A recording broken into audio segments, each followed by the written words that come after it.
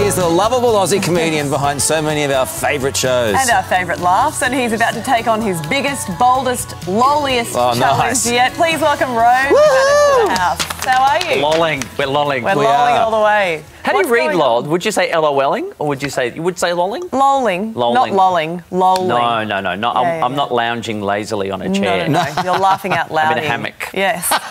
That would be great though. I would pay to see someone do a whole show in a hammock. Really? No. Keith Richards would be good in a hammock, somewhere in Fiji. You know where he got hit with a coconut? Yeah. No, of course he did. Stuff happens in hammocks. Is that just an excuse, though? That's one you would pull out one day. Yeah. Post Logies, coconut hit me on the head. It was the coconut in the head. That's not a bad idea. Thank you very much. Thank you very much. Tell us about this project. Well, yeah, it's a new show I'm working on called The Popular Experiment. It's happening at the Giant Dwarf in Sydney, and basically a celebration of pop culture. So it'll be me and a group of other comedians and guests, 3 shows running over the course of October, starting next Monday. It's going to be great fun. What will be some of the topics that you'll canvass? Well, I think things like the new Star Wars trailer will be in there, for sure. We've got a segment called Stinky Number Twos, which is looking at follow-up songs to popular #1 hits that never went anywhere, and the audience gets to vote on whether they thought that one should have been better or not. How much of it is prepared here? Is it a lot more loose than normal? This one will be prepared. I have another show that will be coming up in November called I've Got Nothing, which will literally be that. I will be doing a live stand-up show with 0 material. And just tell me through that. Yes. Because I'm fascinated by stand-up. Recently when I was overseas and I saw a lot of stand-up, because I just love watching people like you perform live, because you're on a tightrope, aren't you? Oh, yeah. It is. Well, you think about it, what is it? It's public speaking, which is everybody's first fear, they say.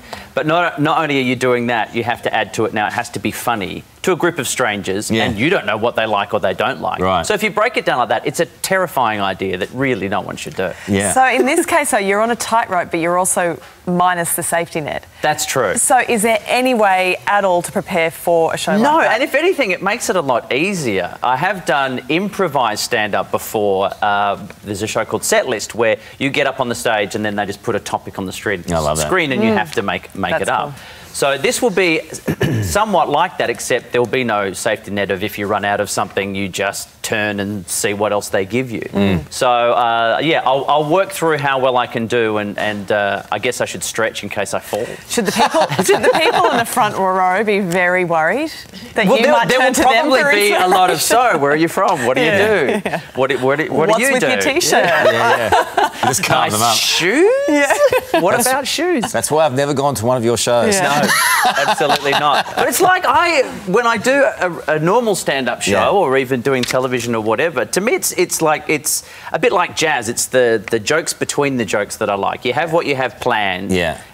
Which is kind of like bringing your toys, and then you just play with them however you want. And sometimes it's something that happens in the moment, or when you go off on a tangent, that the best material comes. So that's what I'm hoping to play with. I don't think there's anything, like, as a performer, I couldn't imagine there being anything more exhilarating than doing stand-up comedy, and there's nothing more on the edge. Yeah. I mean, well, this here, you see that's at the Montreal Festival in Canada, one of the Just for Laughs festivals, one of the biggest ones. I was not ready to go on stage. They said there was going to be an interval. And I thought they meant they have a break and the audience leaves and comes back. They just meant a musical interlude. So I wasn't even dressed yet, watching someone on stage, and I went, oh, they changed the order because he's on before me. And they said, no, you're next. Wow. So I had to quickly get into a suit. Steve Martin, of all people, is about to introduce me, and I'm not ready. He starts my introduction. I'm quickly sprinting backstage, not ready to go, and I just walked out and nailed it. Basically told the audience, you'll never guess what just happened. Like 5 minutes ago, I had no pants on. So, so sometimes that's the best stuff. That's the best stuff. Well, you're a busy man. You've got it all going on. How is everything outside of that? Everything else is very good.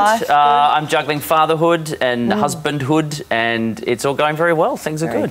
There's a question here that we wanted to ask you about gay marriage. Do you approve? Of course I do. I have ticked the box. I have the yes box. And even posted it as a family. We all posted both of ours. Talked about it with my daughter. She wanted to know, well, who she likes knowing who the letters are going to.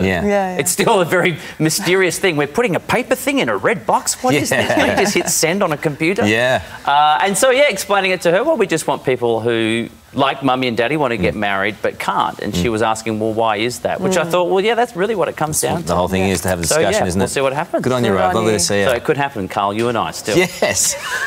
Oh, I hope so. Yes. Oh, you'd be dreaming. You didn't know what was going on there. No, I didn't know what was going on. So. But like a good host, you just went, yes, whatever it is. Well, the voice in my head says it'd be a funny wedding, that's for sure. Wouldn't it be a funny wedding? Good lols. Good mad lols. Lots of good lols.